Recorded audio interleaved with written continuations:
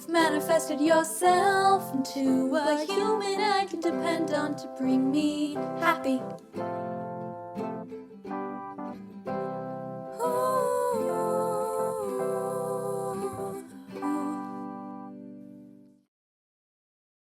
Welcome, Voyagers, to A Captain's Log, the only broadcast TV Star Trek talk show. I'm Bryan Kreutz, joined by the ever-so-talented Lili. Aw, thanks, Bryan. And hello, Trekkies who tune in to us for our exclusive interviews and news. A galaxy full of stars and stories await to keep you up to date on all happenings in the vast Star Trek universe. Oh, what a show we have planned. An interview with the prolific, multi-hyphenated artist, John D. Adams, who has even provided some of his own talents to our show here at Captain's Log. John has over 300 published stories ranging from sci-fi to travel and adventure. But before we get to the interview, Bryan, let's take a look at some of the news from the Star Trek universe. Absolutely, Lil. Speaking of Star Trek stories, get ready for the new comic series coming out. Now, starting with the 5-issue limited series, Star Trek Red Shirts, comes out this week. Watch for it. Ooh, I'm so excited to follow the crew from the USS Warren as they traverse the frosty atmosphere of Arconia 89 to stop spies from stealing classified documents from Starfleet. Oh, it sounds cold and exhilarating, but all at the same time. And I like to think that we'll be followed in the coming 2 months by more series of comics. Star Trek Strange New Worlds, The Seas of Destruction, and Star Trek Voyager Homecoming. Both will sure to expand the exciting Star Trek tales. Ooh, that's true. And speaking of exciting tales, we'll be hearing some from our guest John D. Adams after these messages. A Captain's Log returns in a moment. Welcome back to A Captain's Log.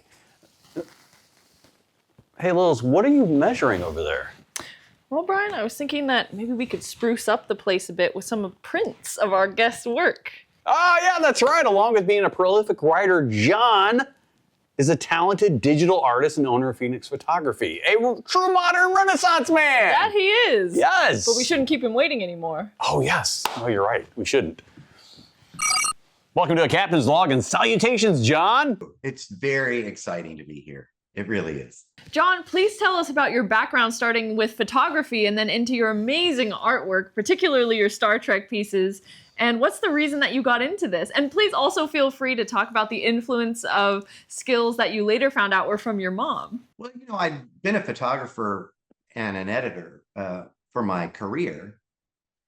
And I've been taking photos since I was 5. I still have my first photograph that I took, And so that was always something that I was very into, got into landscape photography.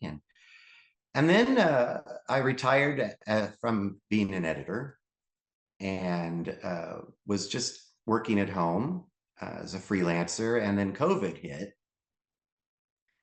And like so many of us, my life kind of stopped. I was frozen. There's no work. What am I going to do? And, I started playing around on my phone. I started going through old photographs that I had taken and kind of prettying them up, making them ready to sell. And as I was playing with those, because I didn't have a lot of experience with any kind of Photoshop or any program like that, I was just kind of doing it on my own. I give myself a project now. I'm gonna try to do all 79 episodes. Well, I'll say 80 because I want to do the cage. So I think I'll just play and do like 79 episodes. I'll try to do a collage for each one and see what happens. And so over the course of the next year, that's what I did. And I started posting them and I started to get some positive feedback from that. Nice. Now, John has published more than 300 stories on subjects that include science fiction, technical writing, international business, science, technology, design, travel, and adventure, celebrity and professional profiles. John, this is crazy. John, you're a Star Trek writer. You have been in the past for several years for the highly visible website Warp Factor Trek, as well as writing numerous articles. In particular, can you talk about that Leslie Hoffman article that you wrote and interviewed her a couple years back? Because that's how we met. This ties in well together because as I started putting more pieces out online, Warp Factor Trek contacted me and said, we're looking for somebody to do artwork for the stories, and would you have an interest in that? So they asked me to come on board as an artist. Of course, then I told them that I had been a writer and editor for so many years. Oh, well, would you be interested in doing some interviews? Oh, I think I would. I think I would like to do that. So one of my first ones was with Leslie, who, as you know, and as your wonderful viewers know, because she's been on the show, has done a lot of Star Trek work in the past. And so I was able to design and create the artwork for the story, and then do the actual interview and meet her. And that was incredible. My interview style is very different than a lot of people's. I don't tend to follow a script per se. It's not like, all right, question 1, question 2, question 3. It's I have those questions written down. I know what I want to cover, but I treat the entire interview as just a conversation with an old friend. And I've done this my whole career. And I've found that I just get so much more information from people because they're comfortable. And I also promise them that I'm not going to let them look bad. I will let them review the story before I send it to the editor, because I used to be an editor. This is about positive stories, interesting, positive stories. We don't need anything negative. And I want to make sure that they're happy too. So Leslie and I had such a great time. She's an incredible interview. She's an incredible person. She's still so active with the fan base, which is amazing to me. And we had a wonderful talk, and we've been able to continue our talks outside of that, and to this day. So that's very nice. It's really nice. Director Robert Wise worked with the producer of the remastered version in David C. Fine for Star Trek: The Motion Picture.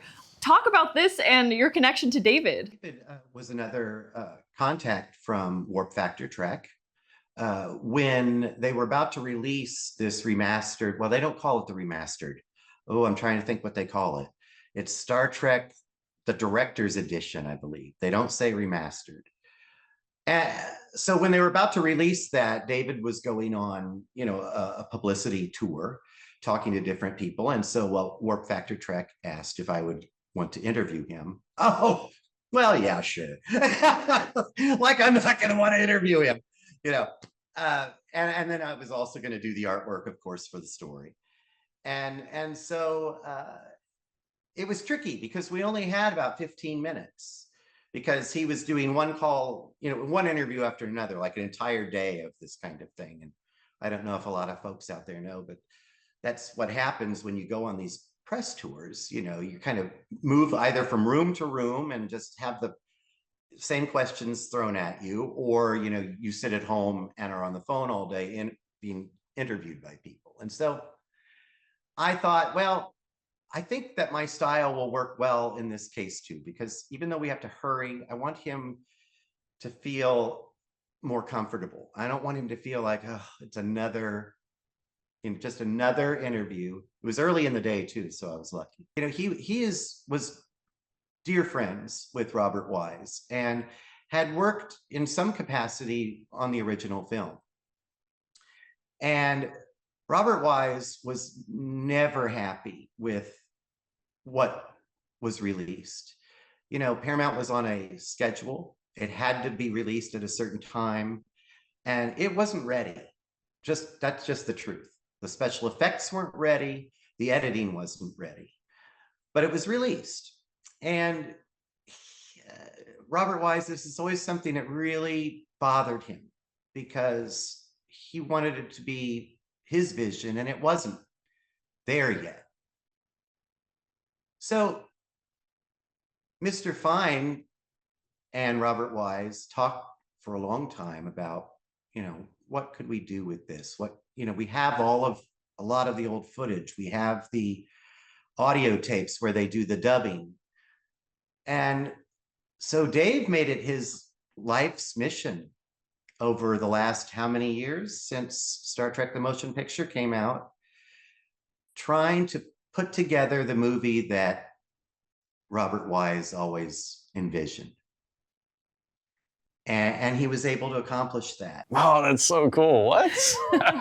Now, the Star Trek Original Series episode titled Bread and Circuses, along with Star Trek Original Series pieces you so graciously shared with me, John, for each of the 79 episodes are magnificent. Okay? But please talk about the Star Trek The Next Generation commissions. This would have been a year and a half or so ago. I was living in Germany at the time. So I was still working on my Star Trek. I'm in Germany and I don't speak the language well. So, then I was really working on the Star Trek stuff and putting more out there and showing people more.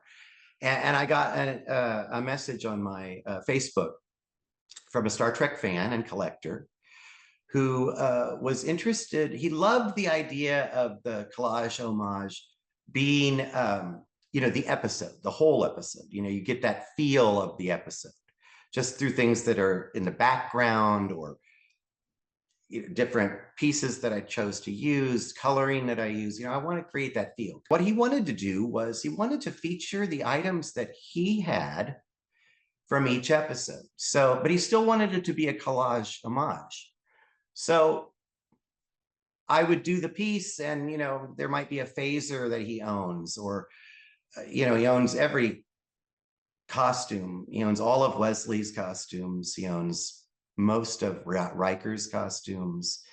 He owns a lot of Picard's. Well, he owns all of the uniforms from everybody on the series. And then when they have special clothing on throughout, he has a lot of those too. This was a tremendous project, a massive undertaking, because he said to me, he's like, now, I want to do every episode from The Next Generation.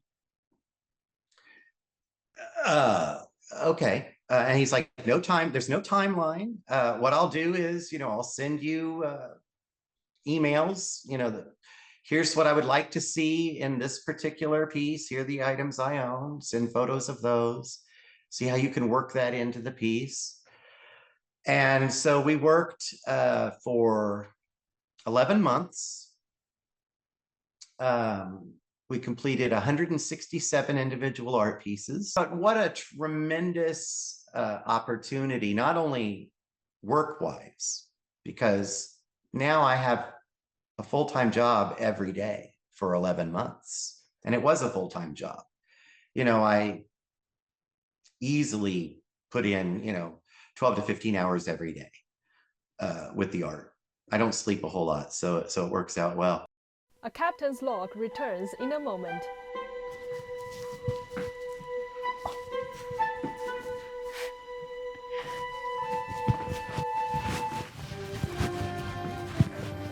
Hey, welcome back to A Captain's Log. Our guest, like us, has been able to make a career out of a passion for Star Trek. Oh, hey, Lily. Hey. Welcome back.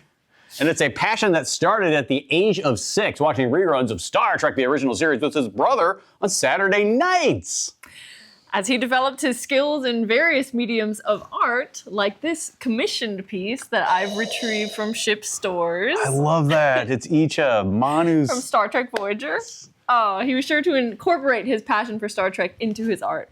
So thank you for joining us as we continue our interview with John D. Adams. But first, what else I found for you? Oh, fantastic. It's the Federation president, Anton Chekhov's grandfather. That's right. Pavel. Pavel, yeah. To put it simply, yes. This must have been with John's art in ship stores, I would guess.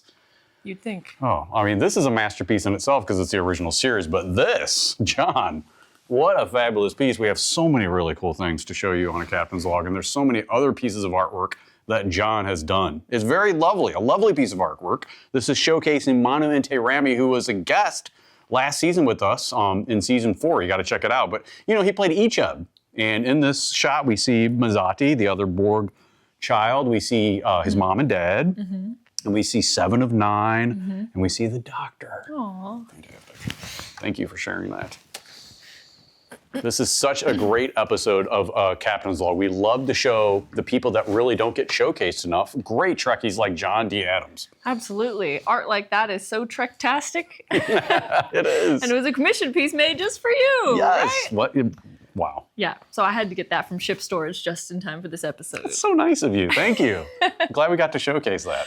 Okay, now we're back with our interview. John, now that you've been doing breathtaking art like this for 4 years, like the one that we just showed, you've worked so hard developing your style. The execution is so precise, particularly on the Star Trek episodes and characters. And I've heard from some people, including Star Trek actors, that are asking you to create art for them. Jonathan Frakes has left a couple of really sweet, just short messages, but you know that he saw it. You know, I mean, you know that it's not his, a bot contacting you, that, you know, he actually saw those pieces and he liked them. And Brent Spiner as well was really, really kind and very encouraging with some of the pieces. So that's Star Trek though, isn't it? Mm-hmm. We care about each other. We want to see each other succeed, and we want to share the positives of Star Trek, that, you know, we can all work together and create some beautiful things. And when you put the ego aside and just talk to each other as humans and as artists, that group of people, those Star Trek people, and I'm not even just talking about the fans, that's a whole other thing. They've been tremendous. But the actual people involved with Star Trek are just as tremendous. And that is really heartening and makes me want to do better, makes me want to work more. And I think that's what happens with all of us. We get positive reinforcement. We get these wonderful relationships. It makes all of us want to be better and do better, no matter what it is. And so that's a real gift. And it's a real gift just to be able to do this kind of art for fun and loving it and the passion, and hopefully, you know, be able to sell a little in the process, you know. So it's been a great experience so far. Really has been wonderful. Yes, right. Absolutely. Just like Sean Kinney, right? He asked you to produce some art. Now, you have been a fortunate Star Trek writer and artist who's had the luxury of seeing perhaps the largest and most complete set of authentic, actual worn wardrobe collections and props in one place. Please talk about how you were commissioned by a New York-based collector to create every Next Generation episode of artwork as a commission. Whoa. It's his home. It's his private home. Mm-hmm. You'd never know it, but I will be able to. I can share a picture of his screening room, his theater. Okay. He has a 1920s style movie theater in his home, and I'll send those photos along. It's amazing. He's got the walls look like they're solid walls, but they're theater scrim walls. So when you actually turn a light on behind that, it's actually just a screen. It looks solid, but when the lights go on behind that, all of a sudden you see the collection all the way down this theater, in the back and around, and they're all draped in the red, velvet draperies, red and gold, and then the screens go up. So then you can actually get really close and personal with it. And that's just one floor. There's a whole other floor. There's a whole other floor of things that I'll ask him if I can share some of that. But he has another floor where he's got, one of the rooms is the holodeck, and it looks just like the holodeck. And that's filled with costumes. He's got corridors from Next Generation that he's had built. Costumes all the way down the corridors, you know, Sarek's death robe, you know, is there. He's got Spock's Romulan costumes from I'm going to forget the episode name, the two-parter. Unification. Thank you. That's embarrassing. I know that. Just so you know out there, I know that. But so he's got, it's just unbelievable. I mean, you could spend an entire week there, I think, and not see everything. Yeah, there are a lot of us in the fandom world, but what we have to sign and give to fans to have for autographs and new items for fans to see is typically some of the same stuff. So it's great that you're able to make these pieces of artwork for a lot of the Star Trek actors. But talk about the work that you did a little bit more with the great actor Sean Kenny from Star Trek. Well, that was another just thrill. And these things kind of pop out of nowhere. I've been so lucky. I got a message on Facebook. John, just wanted to let you know how much we love your work. My name's Sean. I don't know if you will know me, but I played in the original Star Trek. He was DePaul in Arena, and he was Pike in the Menagerie. And so he reached out and said, I had seen a piece you did for the Menagerie, and I thought, wow, this is amazing. And I wondered, this might be something. How would you feel about working together on a couple of pieces? And as you said, it's true. And he said, we love because you have it's the feel of the episode and got all the characters, and it's something so different than anything I've seen before at any of the conventions. And as you said, somebody like Sean, think about it, he's probably only got maybe 10 good shots of him from those 3 episodes. So he's limited on what he can sign and give to fans. And he said, I would love it if we could do a Menagerie piece just, for me, that I could then take to the conventions. And I thought, this is a tremendous idea. This hadn't even occurred to me, because then he said, we're close with all of the people that are still around, that were on the original series and maybe did 1 episode or maybe did 2 episodes. And we do all these conventions together, and they're in the same position we're in. They've been giving out the same 5-10 photos for 50 years, and so this is very exciting. So I did a couple of pieces for Sean, and he and his wife took that to a convention. Boom, they sold 2 immediately. So they were very excited about that. I was thrilled. And I love those pieces anyway. I love the Menagerie pieces that I did for him. And then I created just for him. And I said, if you want to sell this, you can too. But I did a canvas for him of his 2 characters, and just a nice homage of just them. Wow, these pictures we're showing does confirm that you were in Star Trek collector territory, which is no joke. No joke. What an honor to experience this and to get to do Star Trek art, right? John, talk about your process as a writer and editor, as well as an artist with a cool story, maybe. Yes, this is something that I haven't really shared with anybody. I create all of my pieces on my phone. I feel almost badly about that, which is silly. But when I started doing these pieces during COVID, it was because I was on my phone, and I might be working on a piece for Warp Factor Trek. So I've got it all right there. I'm going to do the interview with the artist. So I've got that phone already. I've got all my questions in here, and but it just seemed like a natural extension of that interview process to then, just kind of start collecting photos, on my phone. It was just easier, it was just, I was doing it all at the same time. And I realized that I didn't know Photoshop very well. I knew the basics, but that was also 10, 12 years ago. So of course the program has changed a lot. And I had been playing around with these phone apps when I was, first starting and first developing this concept of work.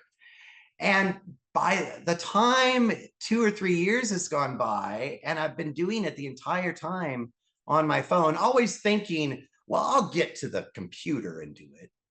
But I learned these programs. I use like 4 different programs, and I know them so well now And I can do so many things interestingly with those programs that I just felt like there's no reason to go do this on my computer. First of all, some of these apps aren't on the computer. They're only on the phone.